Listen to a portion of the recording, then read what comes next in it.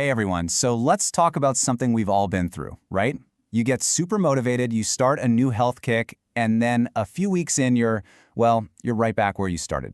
It's frustrating. So the big question is, how do you actually make healthy habits stick for good? Let's get into it.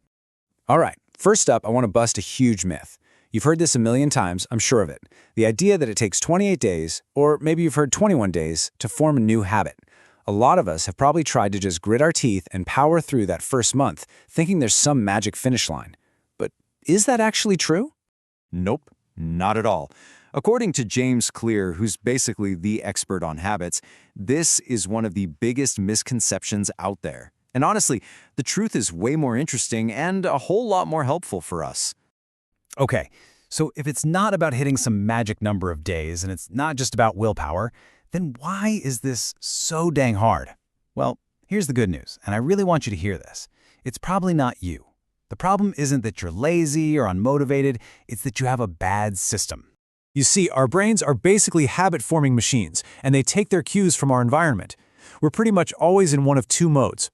There's reactive mode, which is our default, just responding to whatever's happening around us. But then there's proactive mode, and that's where we get to design our behavior on purpose.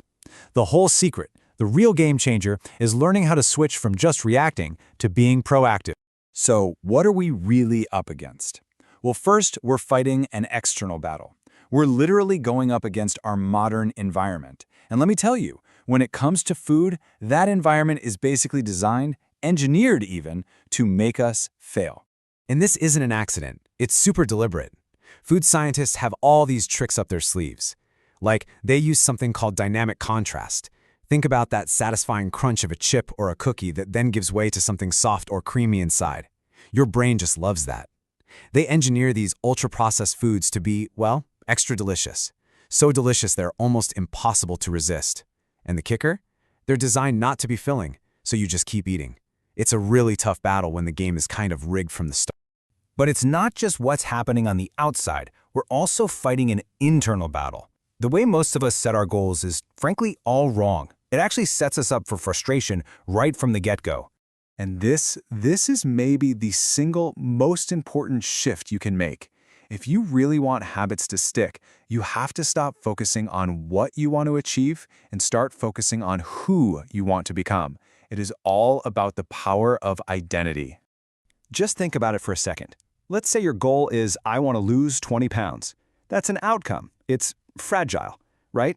What happens when the scale doesn't move for a week? Your motivation just tanks. But what if you shift your focus to identity? Instead of the outcome, you say, I am a person who is active. See the difference? Now you have a much deeper reason to get moving. You're not just chasing a number on a scale, you're literally being who you are. James Clear has this quote that just perfectly captures it. Every action you take is a vote for the type of person you wish to become. I love that. So every time you go for a walk, that's one vote for I'm an active person.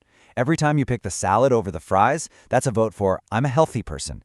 These tiny little votes, they add up. And over time, they're what actually build your new identity. Okay, so the mindset part is huge. But mindset alone isn't enough, right? We need to know what to do. We need a game plan. And that brings us to the really practical stuff, the 4 laws of behavior change. Seriously, just think of these 4 laws as a super simple checklist. Anytime you want to build a good habit, you just run it through this list. How can I make it obvious? How can I make it attractive? How can I make it easy? And how can I make it satisfying? That's it. That's the framework. And what's so cool about this is that it works both ways. You can use it to build good habits, but you can also flip it on its head to break bad ones. So let's take working out. To make it obvious, you lay out your gym clothes the night before. To make it attractive, maybe you make a killer playlist that you only listen to when you work out.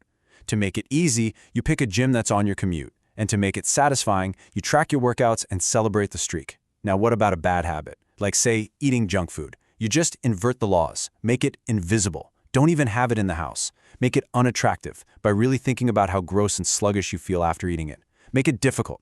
If you have to drive to the store every time you want a cookie, you're less likely to do it.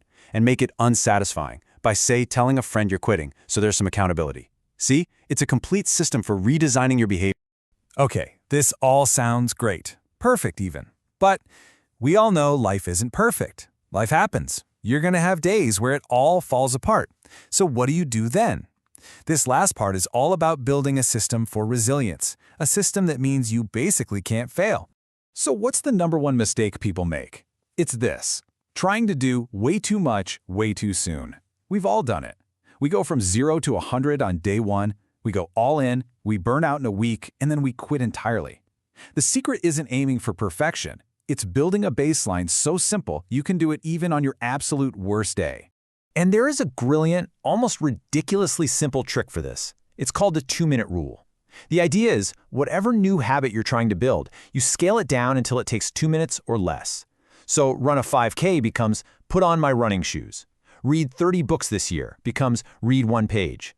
Do yoga 4 times a week becomes roll out my yoga mat. That's it. The reason this works so well is because a habit has to be established before it can be improved. You have to make it a normal part of your life first. You have to standardize before you can optimize. And there's this amazing story about a guy who used this idea with a really weird rule to get some unbelievable results. Get this, for the first 6 weeks of his fitness journey, this guy, who ended up losing over 100 pounds, was not allowed to stay in the gym for more than 5 minutes. 5 minutes! Sounds completely insane, right? But see, his goal wasn't to get in shape in those first 6 weeks. His goal was to master the art of showing up. He was casting a vote every single day for being the type of person who never misses a workout. All right, but even with the 2-minute rule, eventually you're going to miss a day. Life just gets in the way. You get sick, work is chaos, it happens. So does that mean you failed? Is it all over? No way. And this is the final, crucial rule for making this all stick. It's incredibly simple. Never miss twice. Look, missing 1 day is an accident. It happens to everyone. But missing 2 days in a row, that's the start of a new, bad habit.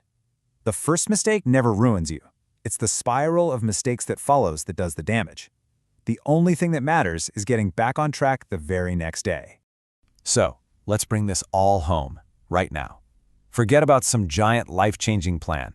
Just think about this. What is one super small 2-minute habit you can start today?